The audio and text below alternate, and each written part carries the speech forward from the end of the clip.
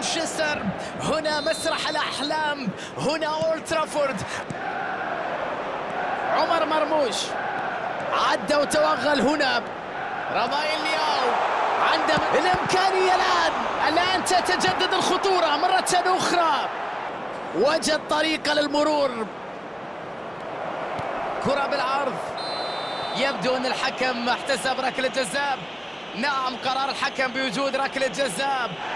الأمل معلقة بحارس المرمى للنجاة من هذا الموقف الصعب.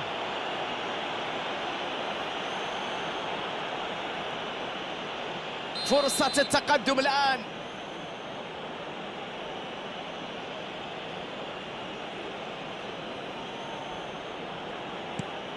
ينجح في تسجيل الهدف الأول في المباراة، أصبحت 1-0. لم يكن هناك أدنى شك في استغلال الكرة وتسجيلها. الحارس توقعها بشكل سليم لكنه فشل في صدها. Number 22.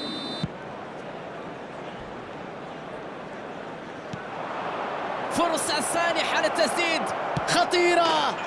الله على لعبة جميلة، على كرة مثيرة، على هدف يحرك الجماهير. تحية هنا للدفاع على العمل الكبير اللي يقدمه في مباراة اليوم. اسمح لي القول كان أنانيا بعض الشيء هنا. أكيد لن يتمكن من التفوق على الدفاع بمفرده.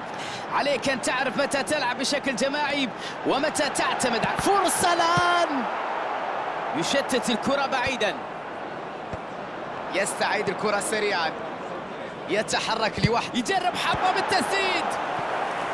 تدخل حاسم من الحارس.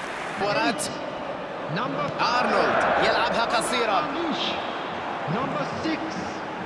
Raphael Leao. الإنهاء. Number 21. حارس يتألق مثل الأسد اللي ينجح في الدفاع عن عرينة. هنا محاولة جيدة،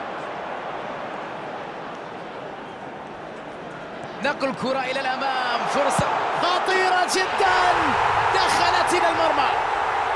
والآن بداية العودة بعد تقليص الفارق. أي أجواء راح نعيشها في هذه المباراة.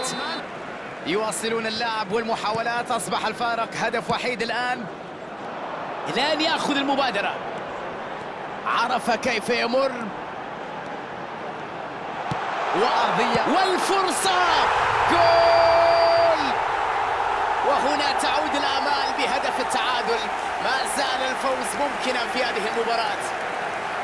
الإنهاء مميز دون شك، واضح أنه يعرف جيدا كيف يتصرف لكن المهم هو الصعود بالتأكيد.